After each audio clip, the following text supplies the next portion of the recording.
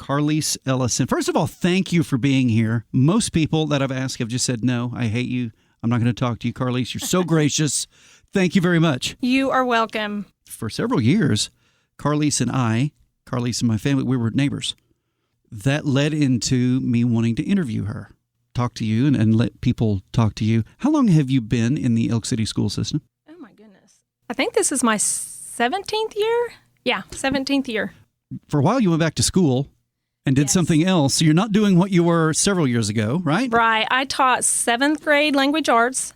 And then after John passed away, I went back and got my master's in school counseling. And this is my 2nd year at the elementary being a school counselor. At the new elementary? Yes. How's that facility, by the way? It's pretty awesome. It's really nice. It's a big building, get lots of exercise throughout the day. What did you teach? When you taught, what did you teach? I taught literature and language. So language was the grammar and the spelling and the writing, and then, of course, literature. Why did you want to be a counselor? I've always wanted to help people.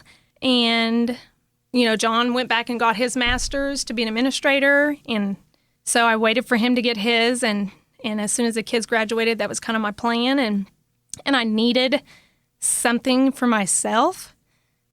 So it was almost as much to have something to do, to accomplish something, maybe have a goal and go after it and to concentrate the mind, focus the mind on that? Yes. I needed a distraction because I went back.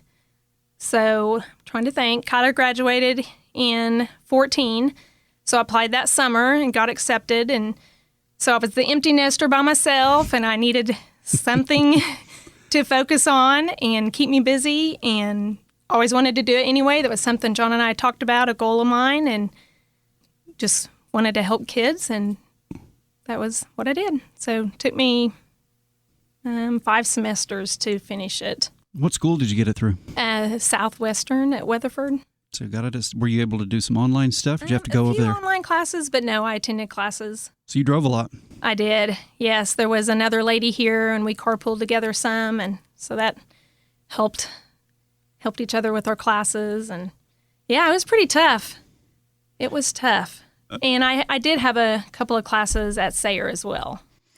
For our listeners out there, the reason I wanted to talk to Karlese and interview her is she's had to deal with something a few years back that fortunately I haven't had to yet, but someday I will. Everybody will deal with death. It's one of those topics we don't talk about because we don't want to.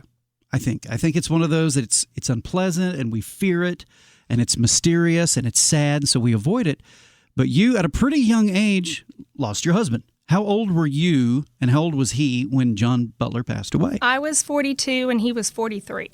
Now that we've established this fact, let's go back in time a little bit. Karlese is originally from Kansas. Where in Kansas? Rolla, southwest corner. Which is not far from Seward Community College? Right, and yes, that's in Liberal. That's where I met him. Who did you meet there? John Butler. What was he doing there? He was playing some baseball. He's originally from? Moreland. Which is just down the road from that, right? Yeah, it's by Woodward. Well, he graduated from Tologa, but spent most of his years at Moreland. So you two meet in college. Uh-huh. You fall madly in love eventually and get married. And then he was a coach. Yes. And did you move around a lot, or how quickly did you come to Elk City? Give me the timeline. Well, we started out at Calumet and was there 3 years. Went to Watonga for 3 years, and then back to Guyman. I'm sorry, we were at Watonga 4 years, and then Guyman 3, and then we've been at Elk City since. So you weren't that many places before you came to Elk City? No, really, not too many. So how long total now have you lived in Elk City, Oklahoma? I think this is my 18th year. Oh, wow. I have to do some math. Is that the longest you've lived in any one town besides where you grew up? Yes, and actually lived here just as long as where I grew up. So, what position did John hold? I mean, he'd been a coach. Had he worked his way, refresh my memory, had he worked his way into administration? Yeah, he was a 7th grade science teacher and finished his master's, and then he was an assistant principal at the high school. So, oh boy, him and Jeff. Jeff Llewellyn, yes. The dream team. How did you learn that John had cancer? How did he learn he had cancer? Well, he actually didn't tell me right away. He was getting ready for church one morning. It was in October of 11, and he was shaving, and he felt like a lump on the side of his neck. And he was fixing to go in that Monday to Dr. Williams to get his bus physical. So he just decided he would just wait and say something to him. And Dr. Williams had him do a scan. And that was over fall break because we were supposed to go somewhere. And he went to eat breakfast at the hospital, is what he told me, but was getting his little scan. And so, of course, still doesn't say anything to me. And it was the night of parent-teacher conferences. Dr. Williams had called him in there and said, you need to tell Karlese because it's looking like it's going to be some cancer. And so he told me that afternoon before parent-teacher conferences. And then on Halloween, because I remember the day, we went to Dr. Pena and she did a needle biopsy and then confirmed that it for sure was, and then started doctoring in Oklahoma City. He ultimately battled it for about a year and a half. Yeah, is that right? 17 months. 17 months he battled it. And you're at this point, you're like 40, 41 years old, somewhere in there. Yes. Early 40s, right? And he was only a year older. Right. You're both still young people at this point. How did you and he approach this? Well, his first comment to me when he first told me that night was he was going to weigh all his options and didn't know if he would get any treatments. Really? Yes. Why? I don't really remember, but I remember thinking, and I even said, yes, you are. I mean, that was not an option.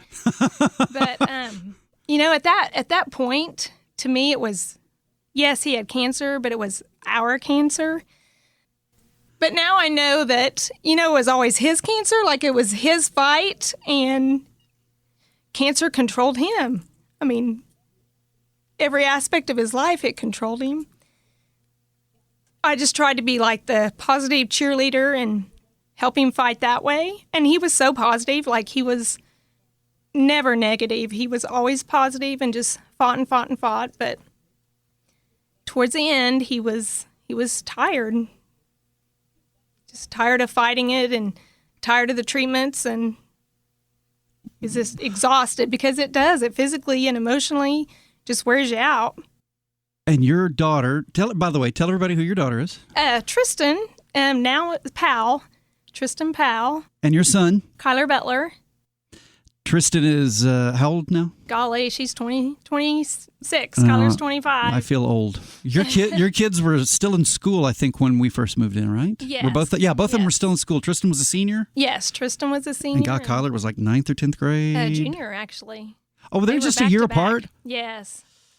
Yeah. And now they're grown and gone. I know. But your daughter, Tristan, went on to become a nurse.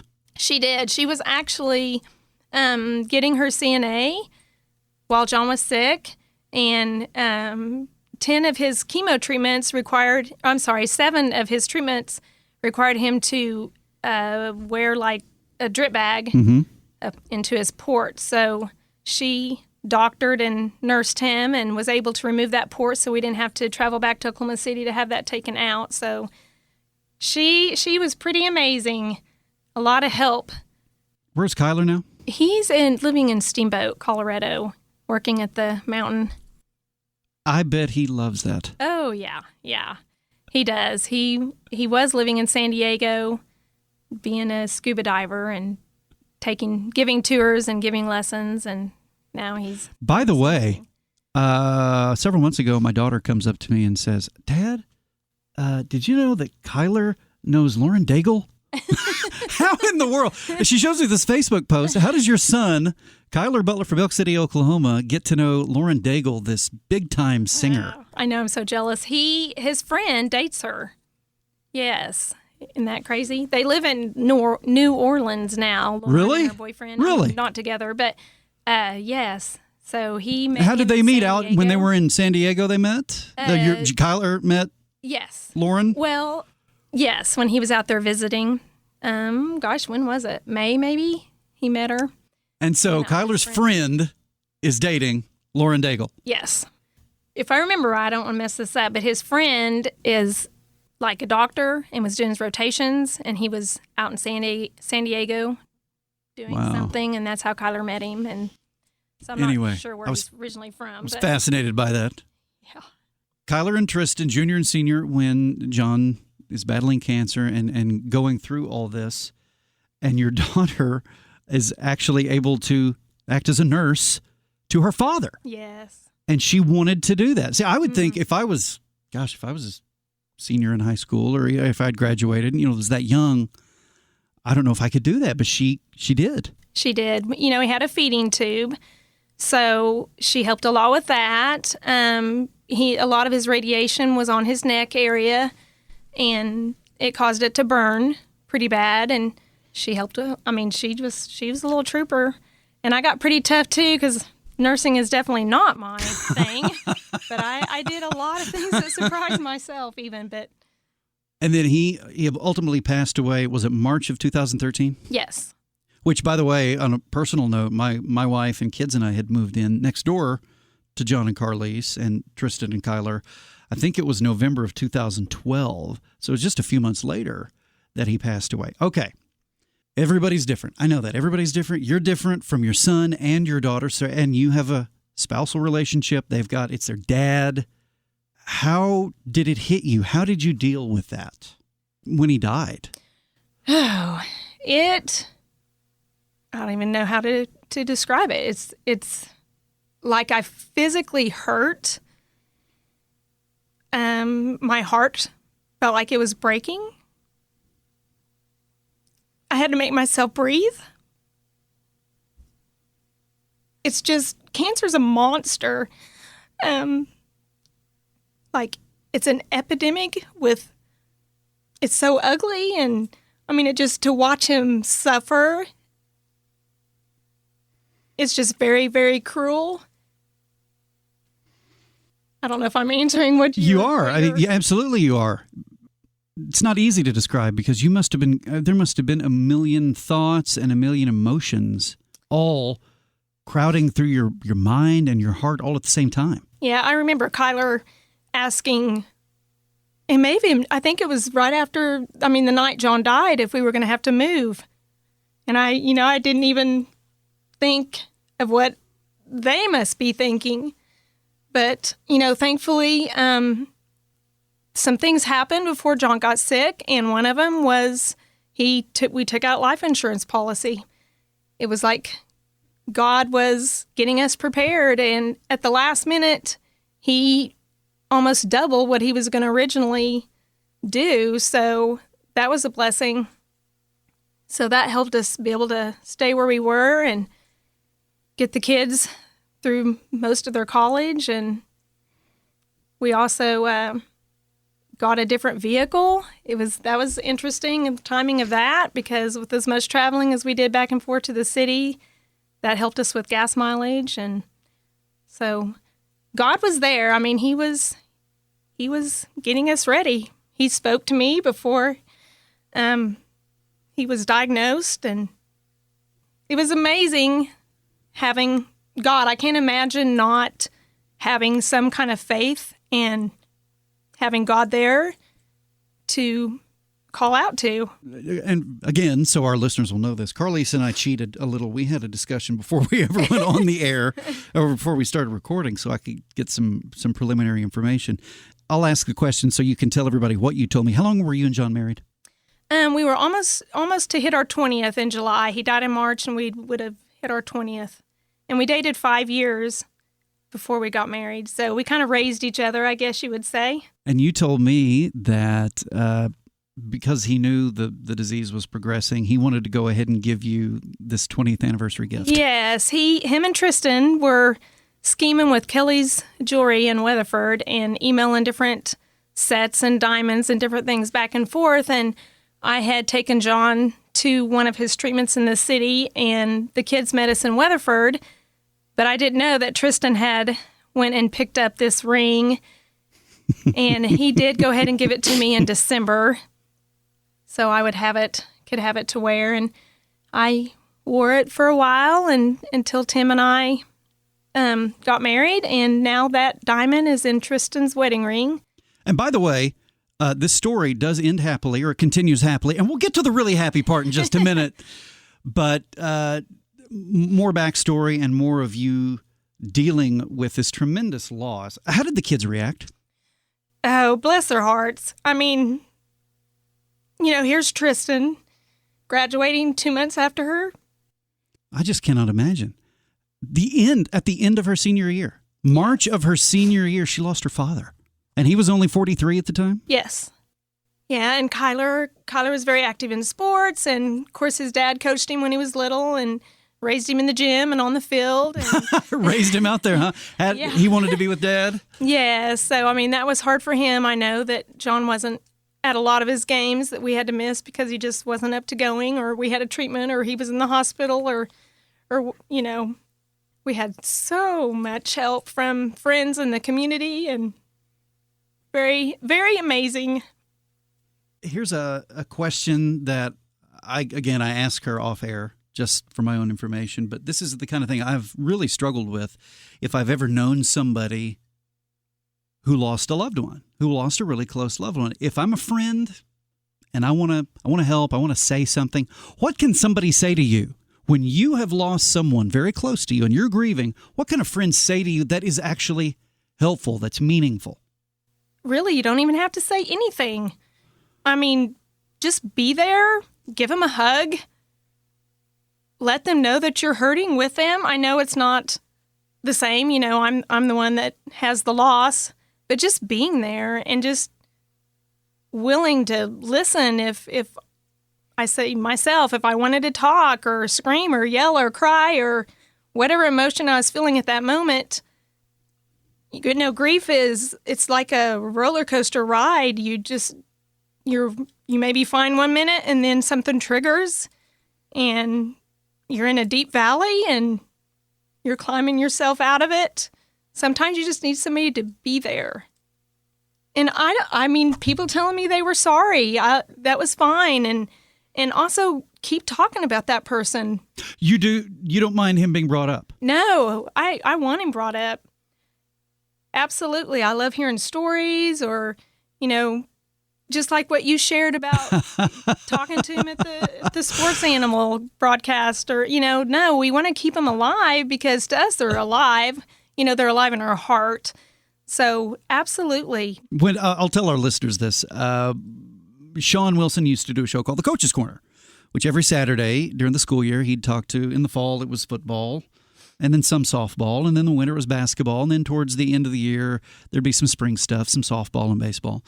And about once a year Sean would be gone, and I would fill in for him doing the Coach's Corner, talking to coaches and players. And on this particular day, I got my brother Landry to come with me, and I think it was the first time I'd ever actually I'd seen him and maybe knew who he was, but it was the first time I'd met John Butler. Because he was a coach at the time, and he graciously came to the gazebo, or what used to be the gazebo, inside what used to be the Holiday Inn, on a cold Saturday morning to talk to me on the radio. It was the first time I'd met him. And my brother Landry and I decided, he kind of looks like Troy Aikman. And so we always thought, that was the thing about if John Butler's name ever came up, we thought, oh yeah, he kind of looks like Troy Aikman, the old Dallas Cowboys coach. And you said he got that a lot? Yes, he did. He did. Well, then you were a lucky lady. He was a good-looking guy. He was a good-looking guy. Yes. I'm going to read something to you, okay? And I sent this question to you. The 5 stages of grief, generally speaking, are this: denial, anger, depression, bargaining, and then acceptance. And it may be an overgeneralization to say this, that supposedly people who suffer a loss go through these 5 stages: denial, anger, depression, bargaining, acceptance. Did you experience these 5 stages? Yes. I mean, I don't know any certain order. And with John being diagnosed and then in November being told that he might make it a month and that he needed to go home and get his ducks in a row and finish up any loose ends that he had. Really? I mean, he was told initially it could be a month? I didn't know that. Yeah. Vern, his dad, and I, Vern and Kathy, his stepmom, lived in, or still live in, Guthrie. So they would meet us at his treatments a lot. And so Vern had met, and I guess they had done some scan on him. I don't remember, probably a PET scan. And so we were in visiting with Dr. Bogardus when he came in and said, I don't remember where I was at, but basically he said that it looked like a bag of tennis balls, that he was full. And it was he was diagnosed with stage 4 squamous cell carcinoma, head and neck cancer, but it was in his, where it spreads. Lymph? Yes. I'm sorry. I can't even think. It was in his lymph nodes. So that's, so by that point, it was in his spleen. It was in his liver really bad. So he swelled up. He turned kind of an orangey color. It was pretty brutal. It was really hard. But, I don't even remember what your question was. We were talking about the 5 stages of grief. Oh, yes.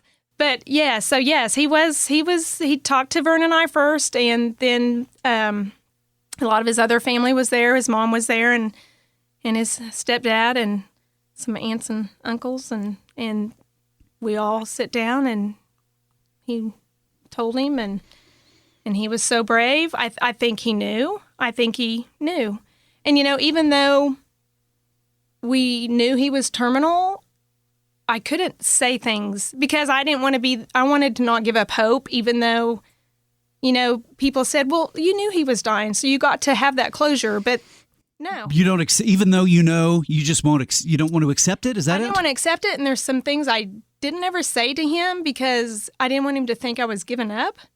And it's, how it is when you're talking on the phone and you say bye, and then you're like, oh, wait a minute, I have one more thing I need to say, but they've already hung up. Right. It was like that. I was like, even to the point of when he was dying, it was like, oh, I wish I would have said that. Or, obviously we had closure, but, I said the things I needed to say, and he said the things he needed to say, but there's still just, you wish you had then that you come up with more. Oh, yes. I wish I'd said this. I wish Yes. I'd said that. And the thing I find is I forget names and I wish he was here so I could say, remember who was that? Or remember when? Or because I forget, like his memory was really good and I don't have the best memory.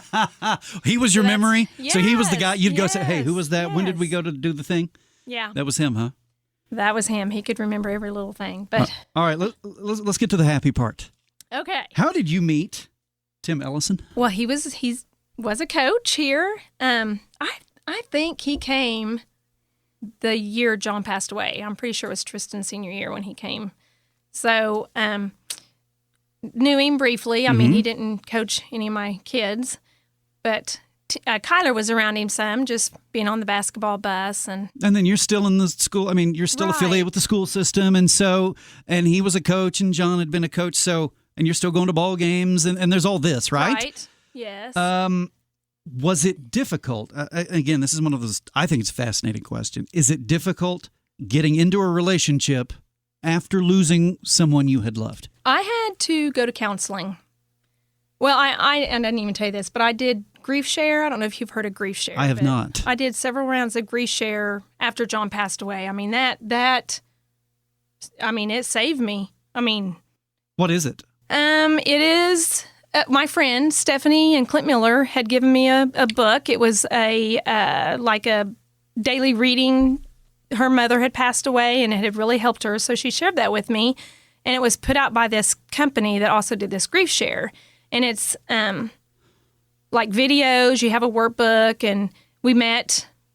I can't remember for sure, but I think it was on Sundays. It's like an hour, and it was with people, dealing with any kind of grief. I might have been a parent or a sibling or a spouse, but I can't remember how many weeks that lasted. A couple of months. So I did a round of that, and then did another round of it, and did the holiday. There was a holiday session, getting through the holidays. So I did that one before our first round of holidays, and so that helped. But yes, I had not just getting back out there because I didn't want to compare Tim to John. And yeah, I just needed somebody to talk to that could help me through all that. And so I did. I got into some counseling, and that helped a lot. If you want to answer this, I'll let it stand. If you don't, I'll edit it out. That's fine. How did your kids react to you dating again? They were ready for me to date. They were? Yes. Tristan actually, we had a long talk, and I actually did some online dating. Oh, man. How did that go? Not so good. That is the weirdest. I felt like instead of shopping for clothes, that I was shopping for a man. Yeah, it was. I don't remember what the site was. It was some Christian site. And so I actually did go on one date with this man from Yukon and thought he was pretty cool and interesting man. And I met him and I deleted my account when I got home. Oh, wow. Anyway, that was strange. But yes, I mean, they were ready. And of course, Kyler liked Tim. And I feel like I'm in high school or asking a high school question. How did the relationship come about between you and Tim?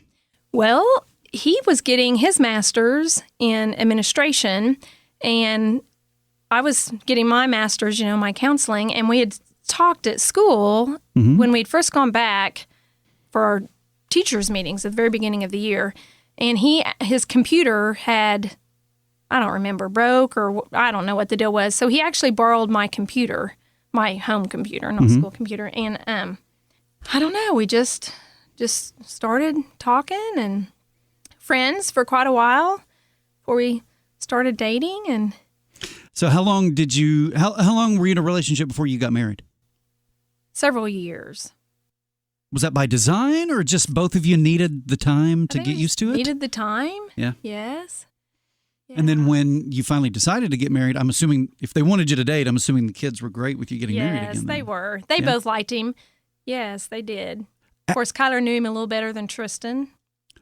Has there been any difficult for Tim Ellison, your husband, in dealing with the fact that he's married to a woman who had lost her husband? I'm sure. with kids in the picture, and was that at all difficult for him? Yes, I know. Yes, it was.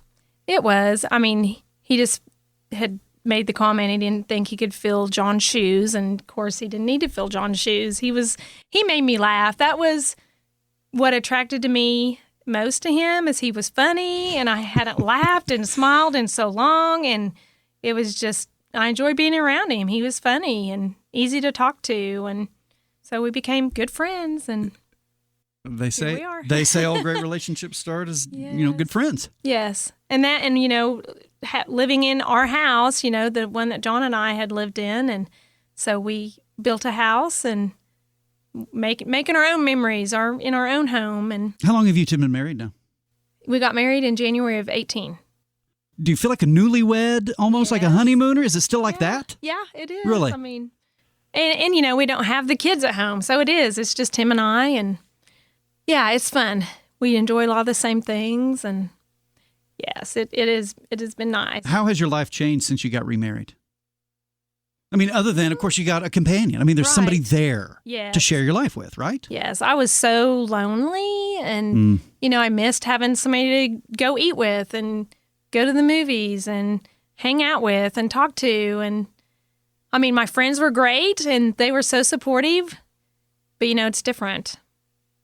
Needed a man. Needed Tim. Okay, here's what I want to end with. Okay. There are people out there, men and women, who either right now are going through this or in the next year or two will be going through this. If there's somebody listening who is going through the loss of a very close loved one, especially a spouse, well, let me ask it this way. If there's somebody who is grieving the loss of a spouse, what does that person need to know to make it? Somebody told me, oh, in time, you'll be fine. Time cures everything. And I thought, yeah, whatever. But time does help. I mean, it does help you heal. Just breathe. Breathe. I'm just telling you, just breathe. Because it's crazy what grief does to you. I mean, you forget things. I would forget what day it was. I wouldn't want to get out of my car and go in my house some days after school. I'd sit in my car for 30 minutes to an hour sometimes. Even though I knew he wasn't, I would beat him home from school, but I just knew it's so final. He wasn't ever going to come home. So just step by step, I really would suggest counseling. The Grief Share helped me tremendously, and just being around other people in Grief Share that's going through the same thing. So you have that support and somebody that you can talk to about that. Is it nice when you're grieving like that and you've lost a spouse? Is it nice to talk to other people who are going through the exact same thing? It was for me. And don't make any decisions. That was another thing. Somebody said, don't make any decisions for a year because you're really not in the state of mind where Right. you can think clearly, which is so true. So set on those things. Don't sell your house right away. Don't do anything major, drastic in your life because Don't move to you might Jamaica regret in a it. month. Is that what you're saying? Exactly. Yes. I mean, and just I listened to music like Christian music was my healer. I mean, it helped me a lot just listening to songs and, of course, going to church and reading my Bible. And Was staying busy a big part of it? Just having something to do, yes. somewhere to go, Yes. having friends and family, just surrounding yourself with people, not being alone? I was so glad that I still had Kyler's senior year with all his sports activities because, I didn't want to be at home. And then getting my master's, that helped keep me busy. And find something for yourself because when you're a caregiver, you pretty much neglect yourself. I mean, you're taking care of them and they're priority number one. Yeah. And so do something for you. Go on a trip or, we went to New York City that July after John passed away. Yeah. That was our anniversary trip and just get out and live because, you for sure know that life is short and you better enjoy it. Are you Don't happy? Take anything for granted. Are you happy? I am happy. I am. I didn't think I would ever be happy again, but I'm very happy. And again, I had to get this information off air because I didn't remember it. You were 42 and he was 43 when he passed away, right? Yes. And that's young.